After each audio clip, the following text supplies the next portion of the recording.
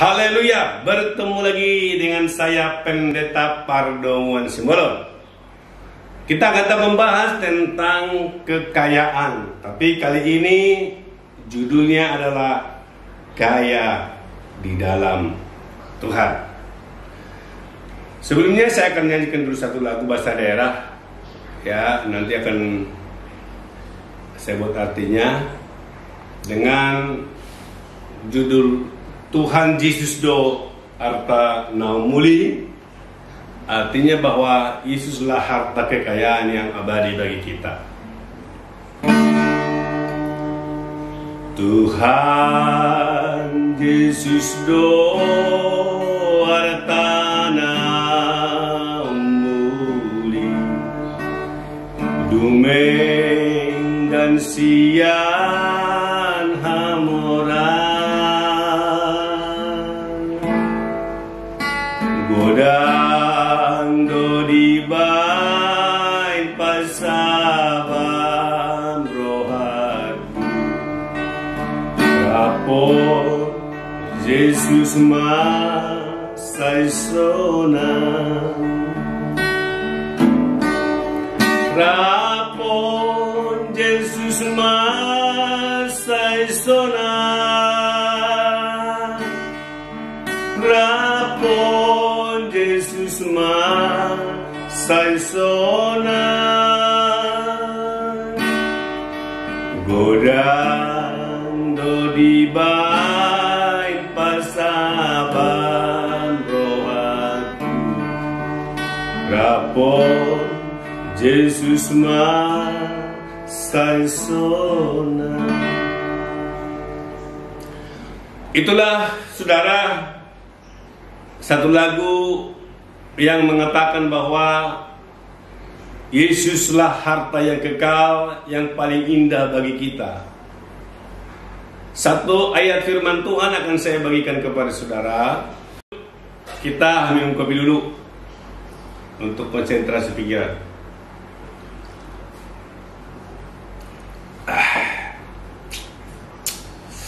Nah, kita lihat saudara dalam Lukas pasal yang ke-12 ayatnya yang ke-17 sampai dengan ke-21.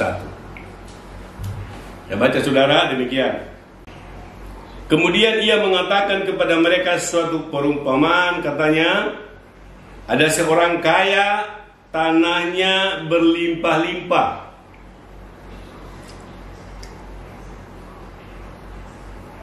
Ia bertanya dalam hatinya, apakah yang harus aku perbuat?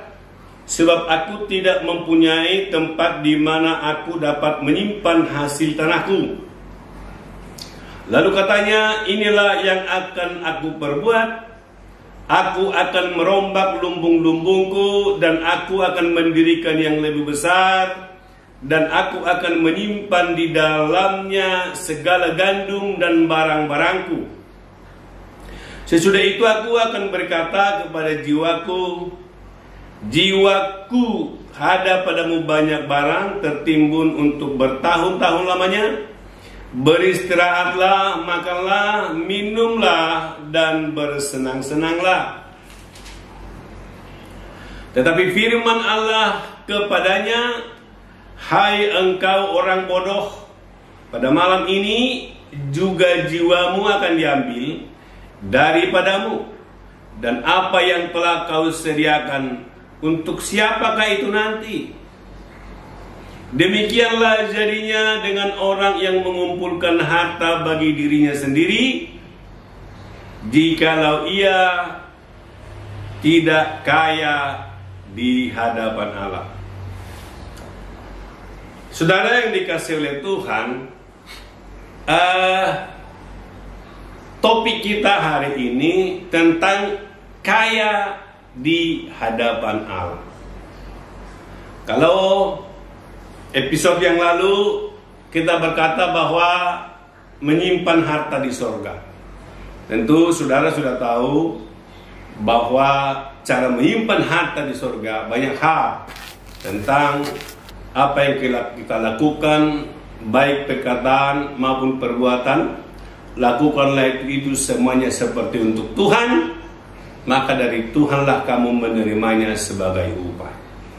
Jadi orang percaya melakukan segala sesuatu di dalam nama Tuhan Yesus. Itu menjadi tolak ukur bagi kita. Lalu perumpamaan ini, saudara, kata Yesus, dalam perumpamaan ini ada seorang pemuda yang kaya. Ya, kalau untuk sekarang ini mungkin kalau lumbung-lumbung tidak banyak lagi, apalagi yang muda-muda. Atau boleh saya terjemahkan sedikit dengan gaya modern. Ada seorang pemuda pebisnis, masih muda dia sudah berbisnis. Kalau sekarang mungkin dia berbisnis online karena kepintarannya, ya. Atau mungkin seperti Menteri Pendidikan sekarang, seperti Nadiem Makarim itu, ya begitulah bisnisnya. Lalu mungkin karena sudah berbanyak hartanya, lalu dia coba masukkan dalam bank sesuatu tertentu, misalnya seperti ya Mandiri, BNI, BCA misalnya. Tapi masih banyak lagi tempat, dan dia pikir jangan-jangan nanti ini suatu saat dilikuidasi. Kemana lagi akan saya kumpulkan harta? Artinya, saudara, bahwa dia income-nya itu begitu banyak. Nah, persoalannya bukan karena dia tidak pintar. Persoalannya bukan karena dia IQ-nya rendah. Dia adalah cerdas, orangnya cerdas, tetapi kecerdasannya itu hanya untuk mengumpulkan harta bagi dirinya, dan semua fokus pemikirannya adalah harta. Padahal firman Tuhan berkata, janganlah kamu menyimpan harta di bumi, ngengat dan karat, merusaknya, tapi simpanlah hartamu di sorga.